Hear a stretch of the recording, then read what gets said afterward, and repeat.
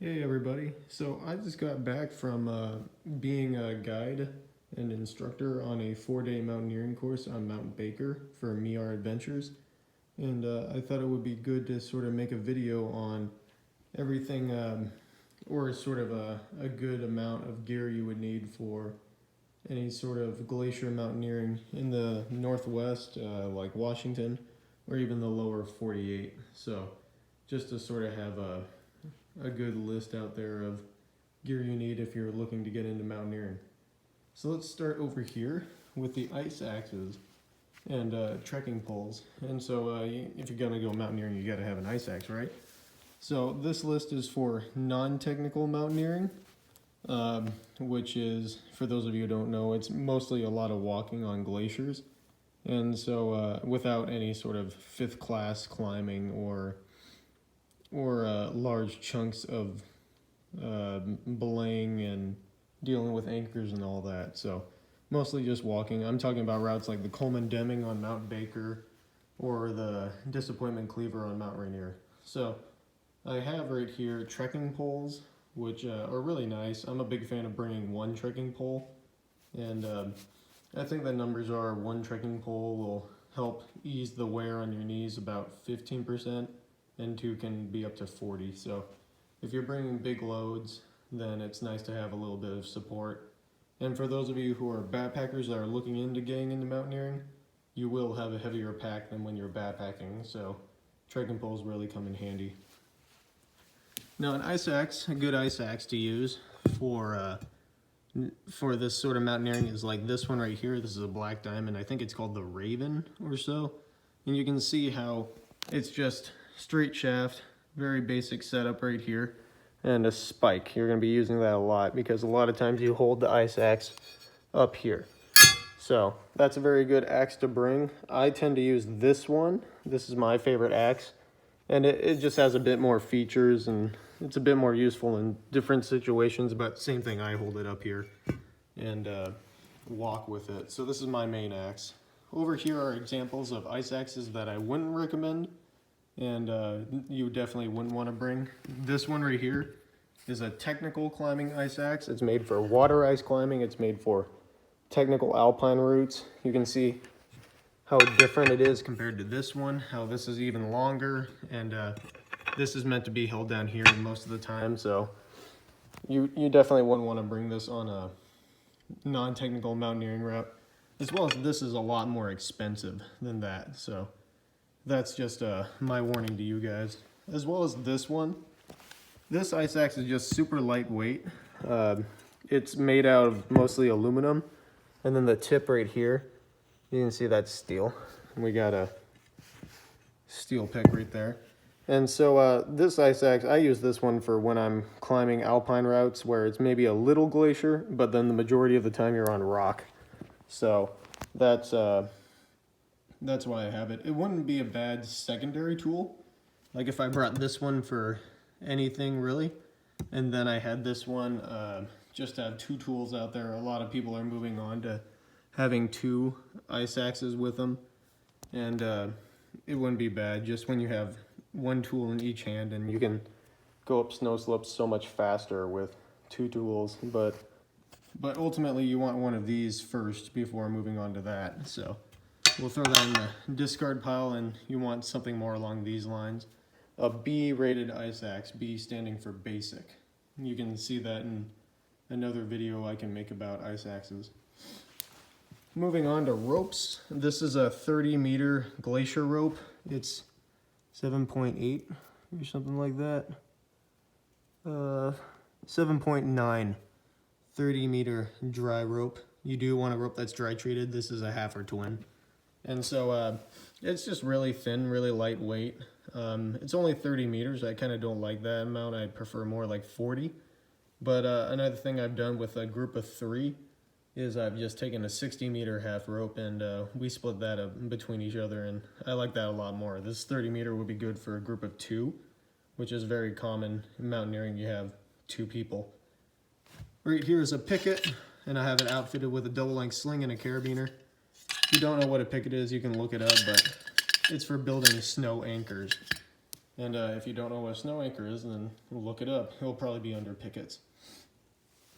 Down here I have my technical, or my climbing gear. Right here is a mountaineering harness. It's if you're coming in from rock climbing, you'll know how harnesses work. But the difference between a mountaineering harness and a climbing harness is it's a lot more stripped down. Not really built for comfort. It's very unlikely that you weight it anyway. But the idea is that if you fall into a crevasse, the harness will catch you. And you have enough clothes on that the clothing provides the padding, whereas the harness is just there to hold you. I have moved on to maybe using actual climbing harness. I have a Black Diamond Technician harness that packs down super small. And so I've sort of been using that for mountaineering now. But when I was on Baker just now, I used this harness. And the big advantage of mountaineering harnesses is they do pack down really big, about the size of my fist compared to what it is now. And I do stick 2 ice clippers on my harness for whatever I need. A lot of times I end up clipping my ice axe right there onto the clipper, and then that way I can go hands-free for a bit, or just get it out of my hands while I work on other stuff. Ice screws, sometimes I bring 2. You can see these are the Black Diamond screws. There's a 19 centimeter and a 16. Sometimes I ditch the 16 and just bring the 19, but I usually have about 1 screw on me, depending on conditions. You know, it comes in handy every now and again. Here, since I was guiding with the locking carabiners, I tend to have a bit more. You could probably ditch one of these lockers or one of these, and then replace this one with a normal non-locker right here. But this is a good amount to have, you know, 4 locking carabiners. And then I have a micro traction. That's what I use for my progress capture when I pull someone out of a crevasse. Over here I have 5mm cord, just a small press-it loop. This is a pulley, and then another non-locker, my cord, which is 20 feet 6mm sterling cord, I think, and another carabiner. Sometimes I will bring my ATC. I didn't bring it out with me this time, but I will bring my ATC. And if I do, I'll ditch this. There you go, I'll just bring it with 1 carabiner. Sometimes even a non-locker other than a locker. But this amount of gear will be enough to save someone out of a crevasse, along with your picket and maybe a screw or 2. You just have to sort of use gear wisely. Oh, and there's also a double length sling here. I don't think I mentioned that. Right here, this is something that I used to use. I didn't use it this time, but because I've gotten more confident. This is a tether. So I attach this part to my belay loop, and then this part to the upper head of the axe. And in case I drop it, that's really the big thing. If I drop my ice axe in a place where you don't want to drop your axe, which is kind of everywhere, that can help save it. And then maybe you could use it for some sort of anchor. If you stuck your axe all the way in the snow up to the top of the shaft, you could potentially sit on it, but it's not really designed for that. It's mostly just to help prevent dropping your axe. So that's something that is personal preference. I'm sort of on the fence now if I'm going to use it every time or if I'm going to leave it behind a few times. I'm just going to sort of figure that one out. But I used to go with it all the time, and now I'm sort of switching to not having it. That's all the technical gear. Let's move on to the sort of sleeping system. Here's my sleeping bag. You can see how it's decently compressed. I'm actually about to upgrade to a new sleeping bag that compresses more. This is a synthetic one. Whether you take synthetic sleeping bag or down sleeping bag, that's kind of your choice. You just sort of have to understand the pros and cons of each. And if you are going to mountaineer a lot, it may be worth having both a synthetic and a down bag. But that's a 25-degree synthetic bag. It's kept me warm all through summer. I do have, and on the shoulder seasons as well, I do have a sleeping bag liner that is rated for 25, so if I put that with that, it'll probably bring it down to like 5 degrees or so, maybe not all the way down to 0.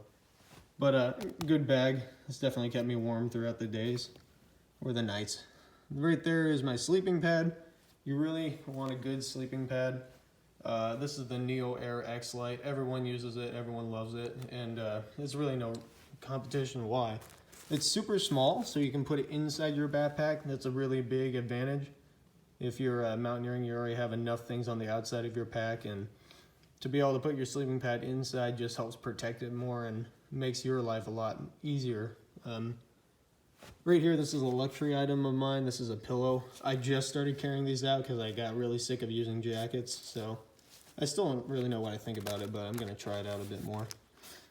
That's just the whole sleeping system right there. Another thing I'll do with my sleeping bag is I'll put my layers in there, my warmer layers, like my first jacket or my thin jacket and my insulative jacket. I'll stick in my sleeping bag.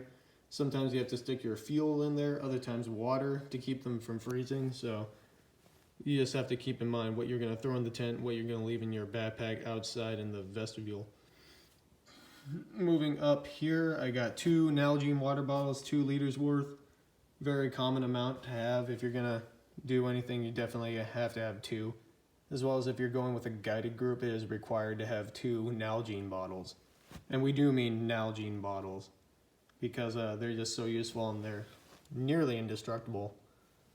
Unless, you know, you really want to break them. Here I just have a Sawyer squeeze filter.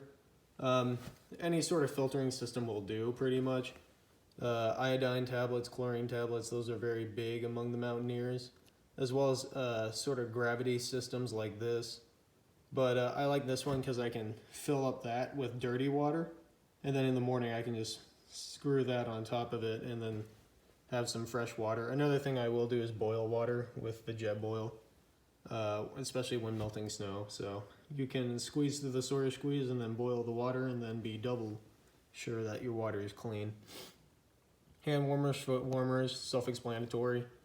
I wanted to try out the foot warmers right there, but I forgot to do it this time. So I'm gonna check out and see how well they work. My toes just tend to freeze up a whole lot, especially on the coldest parts of mountaineering, which is when you're walking up the slopes, 4 to 6 a.m. That's usually the coldest time, and my toes always freeze up around then, so I've been trying stuff out to keep them warm, and I just forgot to use those this time. Shelters, so I got 2 shelters here. The big one is a 2-person tent, and then the small one is a 1-person bivvy.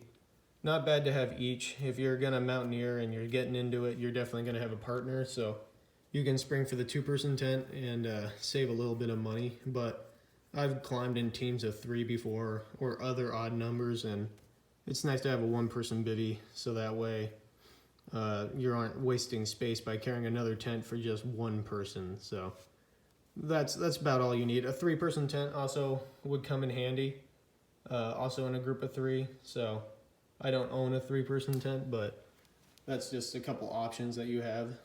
Down here, the stove system, I use a jet boil. This is the Micromo. Micromo? Yeah, I think so. Has a bowl right here and then classic lid. Inside you have the stove and a stand, and then this 4.5 ounce propane canister just slips in the top, and then you can close the lid and it's all self-contained, which is really nice.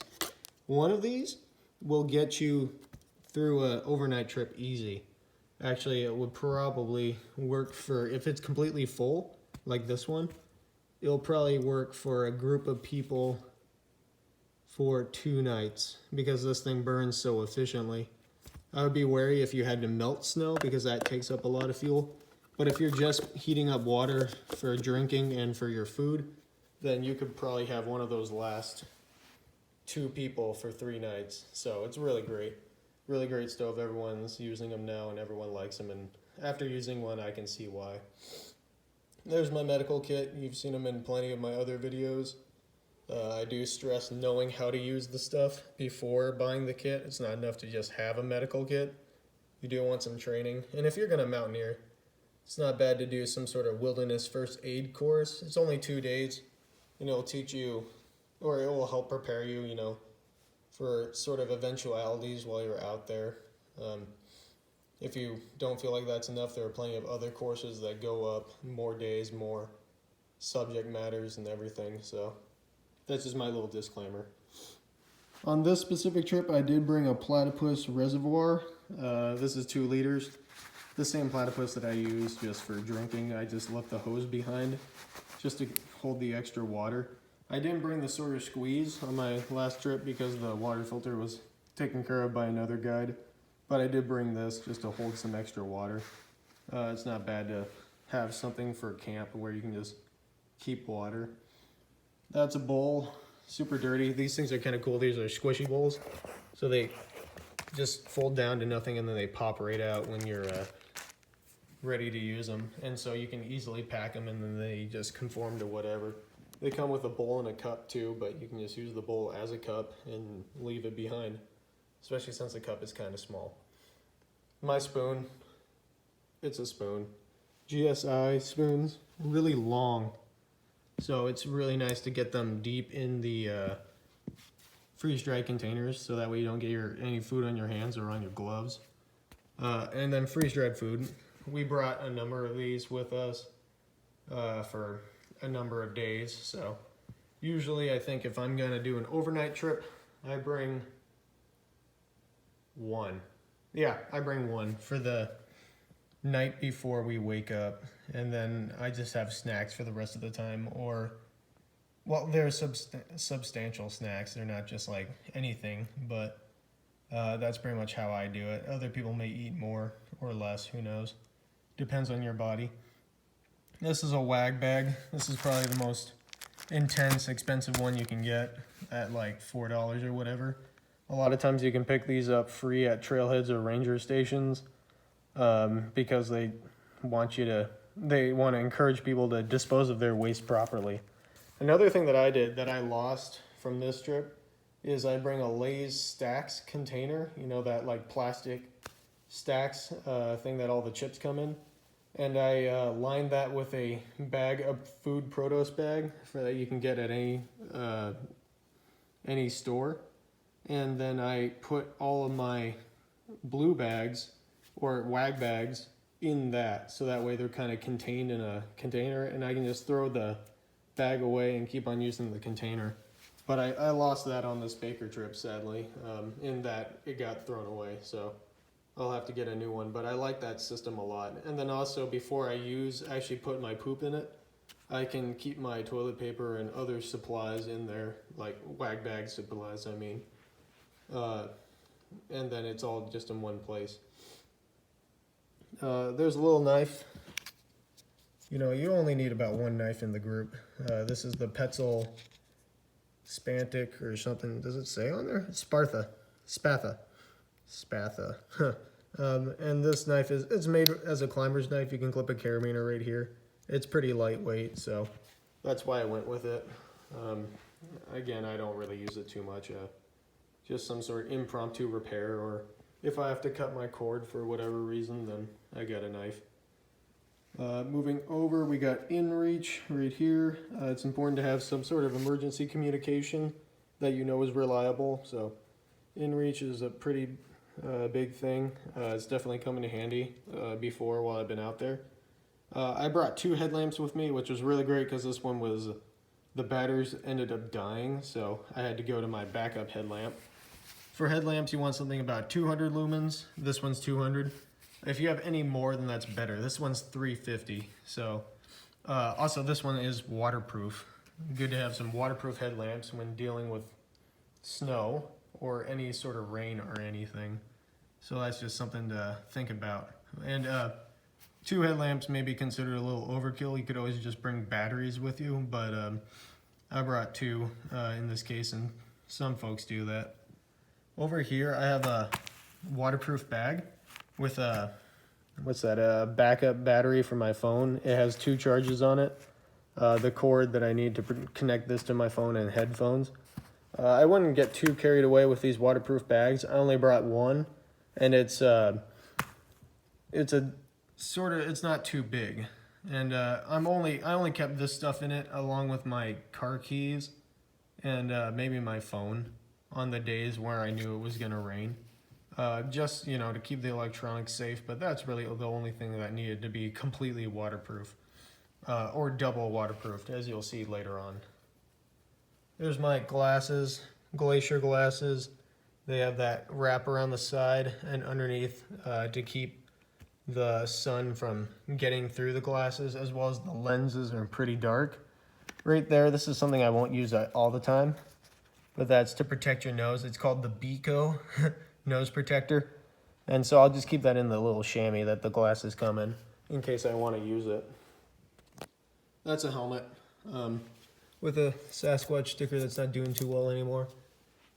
It's any helmet will do as long as it's rated for climbing. These ones are really nice. They're more expensive, but they're really nice in that they're super lightweight.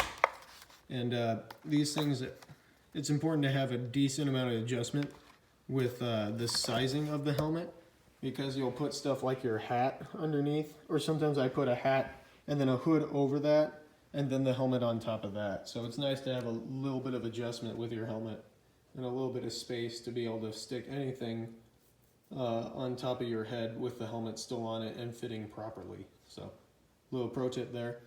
I did bring a bag that's an 18-liter bag to put all my food in, and so it's not a waterproof bag, it's just something to sort of segment everything. But that was nice to have. I didn't fill it all the way to 18 liters. I probably had about 5 or 4 liters of food in there, but having a little bit of extra space is never too bad, and I ended up filling it up later on with other stuff. Footwear. So you only really need 2 types of boots for Washington, and I'd say maybe any peak about, if you live in an area in the lower 48, probably about 2 boots would work. But my boots that I use the most are here. These ones, the La Sportiva Trengo Cubes. These are 3/4 shank boots. You'll notice how they have a heel bill in the back, right there, but nothing, just a standard toe in the front. They climb really great on rock, actually. You can see the climbing edge, as they call it, right there. It's vibram rubber, so it's really great for gripping rocks and stuff, and actually I really love using these things. But again, like I said earlier, my toes tend to freeze up a lot, and so I always go through this period of cold toes. So if I'm on Rainier or Baker, I'll go a step higher and use La Sportiva Nepal. These are the Nepal Evos. Great boots. I just used these while I was on Baker now. And these are full shank, which means that whereas the metal shank in the bottom of the boot only goes up to about here, and then the toes can move. This is just a full carbon fiber or whatever sort of bar from the toe to the heel. And you'll notice how it has other features like a toe bail and a heel bail. So that way you have more options with your crampons. Here are the crampons I used, by the way, with the boots. These are the ones I was using on Baker with these things. These are fully automatic crampons. It has the toe bail and then the heel attachment, and you can climb water ice with this setup pretty well. And then over here, these are actually the same types of crampons. They're, I think, the Black Diamond Sabertooth crampon. It's just the binding is different, because here they don't have that toe bail. So you need a semi-automatic crampon, or some people call them pneumatic style. So that means this big plastic toe bail is in the front, and then you have this thing for the heel. So that's they're the same exact crampons except for the attachment systems, and I'll use them for each boot right there. Here is a pair of trail runners with some socks. I would use really lightweight socks, but I would use these if I'm climbing, again, Rainier or Baker, and you have an approach that's 3 or 4 miles on solid ground or trail before you get to snow. Doing the approach in these things, I've tried it before. We all make the mistake at the first time we do it, and then we learn that it's really worth it to bring another pair of shoes. So I'll use these shoes. These are the La Sportiva Wildcats. On the approach, going through the dirt, usually the first day, and then the minute we move on to the snow or the glacier, I move into the mountain boots. And the same thing on the walk down. Once we're off the glacier and on the trail, back to the Wildcats, because it's just so much nicer to have shoes that don't fight you every step of the way. For those of you who walked around in full shank boots, you understand what I mean. If I'm using the Trangos, then I'll pretty much roll with those the entire time. because again they're only 3/4 shanks, so the toe bends when you walk on them. It makes it a bit easier to walk around in them, and a little bit less wear, less blisters you get.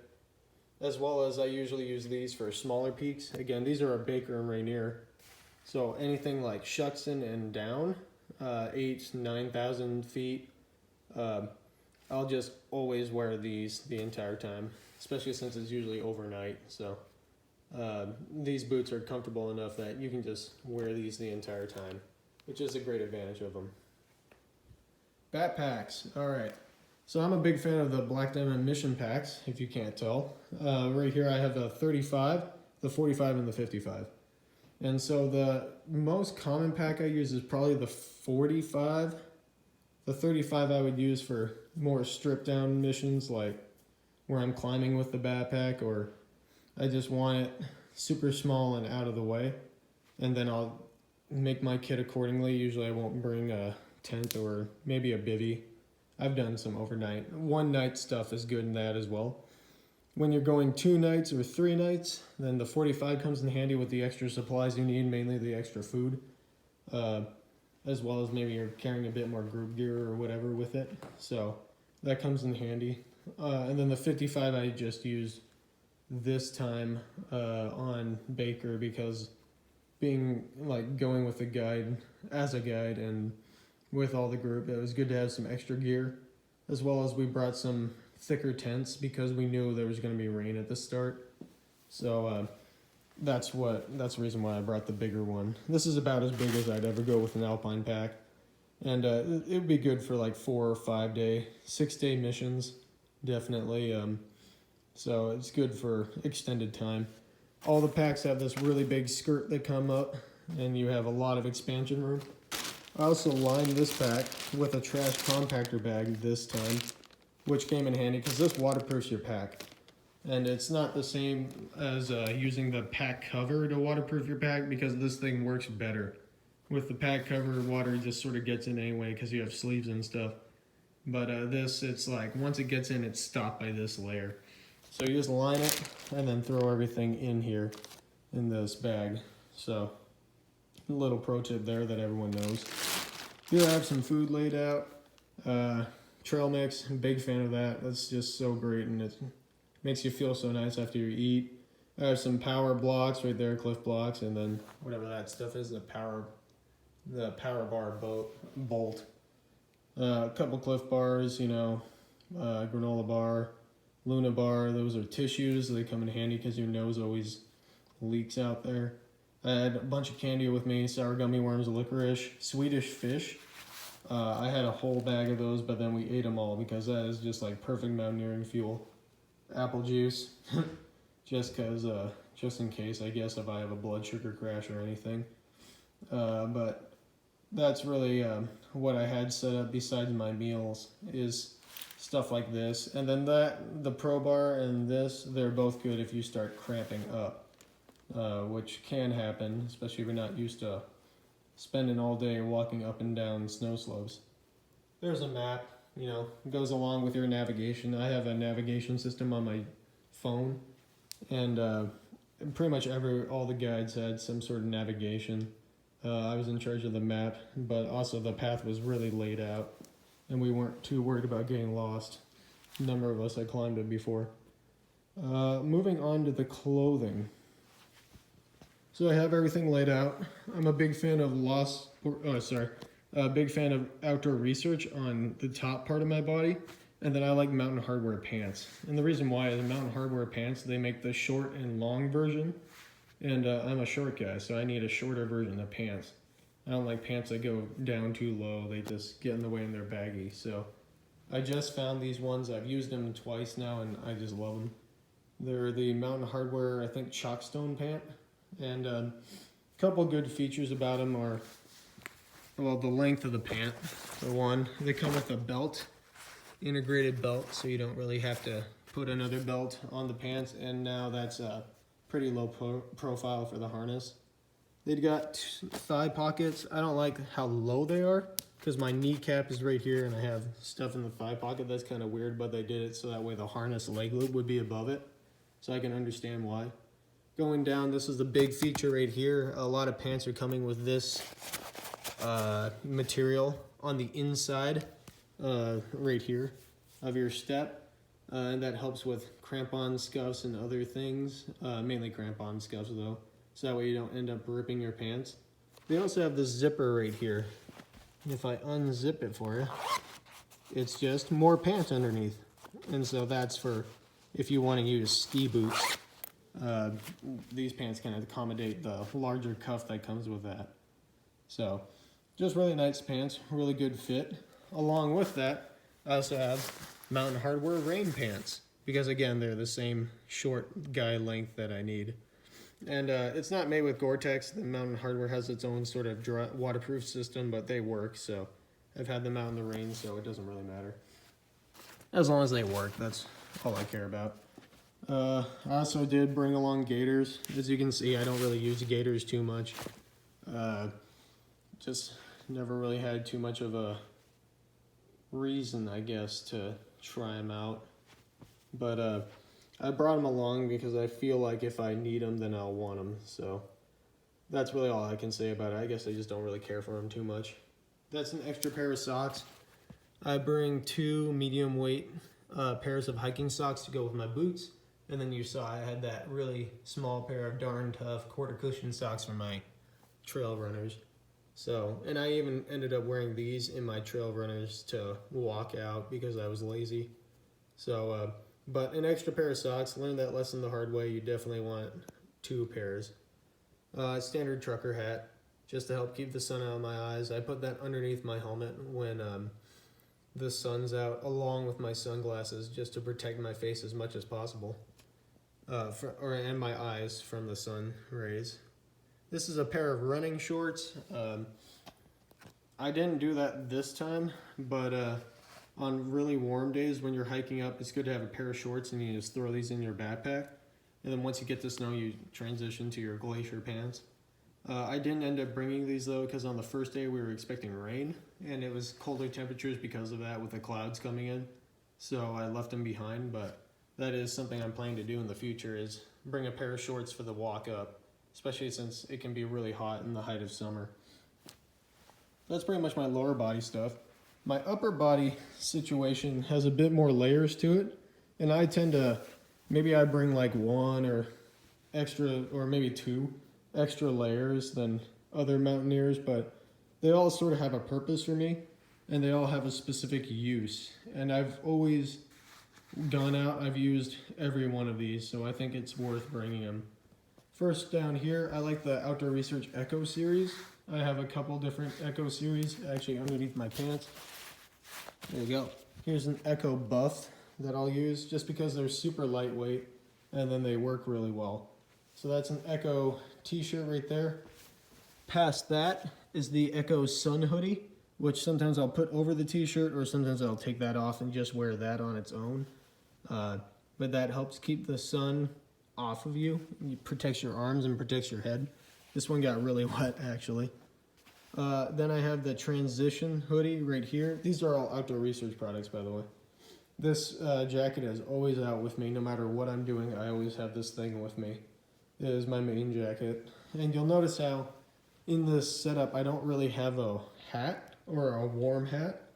And that's because this hood really does the job of the warm hat really well as it protects my ears and then all the way down the side of my face better. Usually when I put my helmet on, I'll have this hood on my head, put the helmet on over that, and then the Feroci hood, if the wind's really bad, I can pull that hood above my helmet. And then that's double layer protection for my head and my ears from being cold. And that system works out really well. And if I'm in the sleeping bag, all I really need is that to just keep my head warm. So maybe if it's like winter or just colder in general, it would be good to have a hat to put even layer over that hood. But during the summer, really that hood is all you need. And I don't like bringing the extra hat along. So other than that, it's a really great jacket. It does keep you pretty warm. It's Polartec. It keeps you pretty warm for the weight of the jacket. Past that is the Feroci jacket. This has gotten tons of reviews. It's won some awards, and you can see why. It just comes in handy in all sorts of situations. I use it rock climbing, mountaineering, yeah, and a lot of other places in between. So it's actually a really good jacket to have. I'm using it as kind of a protection layer. Like with this, it goes over the transition hoodie, and sometimes if I'm warmer or if it's warmer outside, I could just wear those two together while walking, and the wind sort of cools me down. This thing cuts the wind decently, but it's not waterproof, and wind still sort of gets in. But it's really nice to have to just sort of, if it's not enough for this jacket, but if it's too much for the jacket past it, it's a very good in-between layer. As well as on summit day, what I'll do, getting out of the tent because it's like 12 to 1 or 2 a.m. or whatever, is I'll put on all these layers, except for maybe the sun hoodie. And then I'll put these 3 layers on in that order, and the puffy over it. Once we get moving, the puffy comes off. And then these 3 layers together, along with my t-shirt, really do a good job of keeping me warm while I can still move though. And I could still move decently. When I was out with the clients, we, don't move super fast as compared to like some of my friends when we go mountaineering, and so it's good to have some extra warmth. But also when the wind is howling and stuff, I really like this 3 jacket system. It's really just finding a system that works best for you. You gotta have a hard shell, and this is a Gore-Tex hard shell Outdoor Research 4A jacket. A very good jacket. Also has tons of reviews on it with tons of gold stars, and it's really great. Again, I use this more than just mountaineering, but it really does its job well and keeps you dry. This thing is kind of a newer addition to my setup this summer. This is the Outdoor Research. I don't remember the name of it right now, but it's one of those 2-in-1 sort of jackets. It has down on the inside. You can see the down right there, 800 fill if I remember right. And then on the outside is a waterproof membrane material. It's actually, it says it right here, Pertex Shield. So, an 800 fill right there. And so, the Pertex, if you have the Outdoor Research ultra light raincoat that they make, also forgetting the name of that, it's the same material as out here. And it's kind of nice. I wouldn't exactly be like, oh, it's dumping rain, let me pull this jacket out. I would stick with my Feroci. But it has a couple uses in that this trip, for example, when we got into camp, before we set up the tents, it started dumping rain. And so I was already in my raincoat, but my pants, the main ones right there, they were getting wet from the rain, and I had to pull the rain pants out and put those on over the wet pants, which is no big deal. Outdoor gear is meant to dry really fast, and so while I was walking around in the rain pants, those pants dried out pretty well. But this jacket ended up getting left outside in the rain all night because I was being stupid. And so I look at it and it's completely soaked out. I could wear this after in the next morning when it was only misting or not raining as much. And because of this shield fabric, it protected the insulation from getting wetted out and becoming useless. And then that gave me time to sort of just have another sort of rain-resistant layer while this thing dried out. So it kind of adds versatility to your layering system, but it doesn't add as much as having 2 coats in one. You don't want to treat this as your insulation layer and your shell layer. You need to have another shell layer along with this one. But it is nice. It's kind of like an extra featured down jacket. And it does keep you really warm. And so what I'll do again is I'll just start out with all these layers on the summit day and just slowly shed them as I go down. It's a very efficient system that works really well, and it works really well for me. You kind of do have to experiment with what works best for you. Hand wear is another thing that you got to experiment with. I got a number of gloves laid out here, starting from thinnest all the way to my thickest pair. And they all have different uses and different purposes. These ones are meant for hard ice climbing, and you can sort of feel like they have super grippy rubber on them, but they're really great because they're really thin, so I can hold onto my ice axe still in the sun and not have my hands being sweated out by the constant sun boiling down. These gloves are completely new. I just got them the other day. I ordered them and I was hoping they'd come before the Baker trip, but they actually came the day after, so I had to leave without them. But these are the Black Diamond Arc gloves. That's it, and they're actually just completely waterproof. They fit my hands really well, and I wanted the waterproofing for the rain that we had, and I ended up wearing these gloves, and they wetted out in like 2 minutes or so, but I needed something to get my fingers warm after running around in the rain and setting up tents and stuff. So it would have been nice to have these, but now I have them in case I want to use them again. I did bring 3 gloves with me, the thin pair, the medium weight, and then a thick pair. And then the reason why was they all had different purposes, and I did use them all. These ones in the sun, these ones when it was like I needed dexterity and I could handle it wasn't as cold. These ones more for summit day during the coldest part. And again, I don't know, maybe I have like bad circulation, but my fingers can get cold pretty easily. So I use these ones probably the majority of the amount. These are Black Diamond Terminator gloves. Had these for a long time. They work really well. Nice medium weight gloves, very good dexterity. The only problem is they're not waterproof, so you gotta deal with that. They do have leather on the palm, so I guess you could say they're water resistant, but not like full on waterproof, so you gotta be careful. Here are my 2 heavyweight pairs of gloves. These are the Black Diamond Enforcer gloves. And these are really cool because they're a single glove, but they are really thick. So these ones were also in the same order as these ones, so I just got them like today. And it was sad because I really wanted to bring these out with me instead of these, but because they're set up differently, and these ones would be a bit more appropriate for the climb, but that's just how life works. At least I did have a thicker pair. But these ones are really great for on slightly colder days or in the summit push when you're at the coldest part of the night. Then you can just throw these on real fast and you still maintain a good amount of dexterity for whatever you need. And then you can eventually the sun will come out and you can change into your medium weight pair. These are my thickest pair of gloves. These are good for skiing.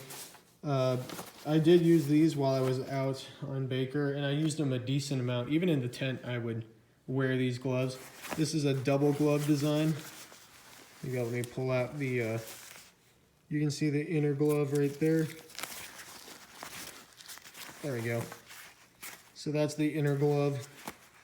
It's, these gloves are Gore-Tex. This is Gore-Tex, and waterproofing. That's technically not Gore-Tex. It's like the BD dry stuff, whatever.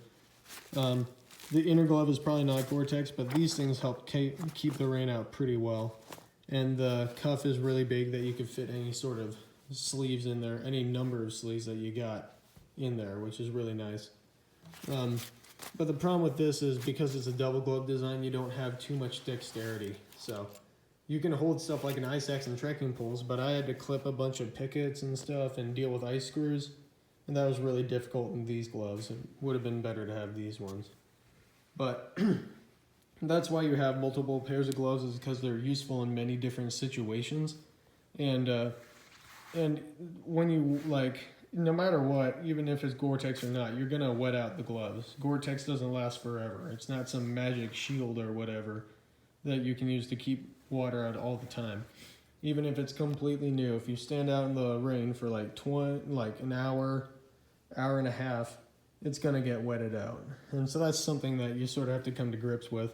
So if you're going out climbing and there's a big storm for the next 4 or 5 days and you're like, I don't care, I'm just gonna go out anyway, maybe worth bringing a few pairs of gloves, but like the small, medium, and large weight, but also maybe 2 medium weight gloves, because that is what you're going to be in most of the time. and you're gonna wet out that pair, so then you have your backup medium weight pair. And that's something to think about. Gloves are just something that you accumulate a lot of for reasons like that. But that's a good place to start would be small, medium, and then maybe a larger weight. And then that's like that's all the setup you need. You could even get rid of the small. I started with just a medium weight, and then you can have a larger weight for the summit. But that's just about everything you need to start out mountaineering in the lower 48. Again, this is sort of my system that I developed over time.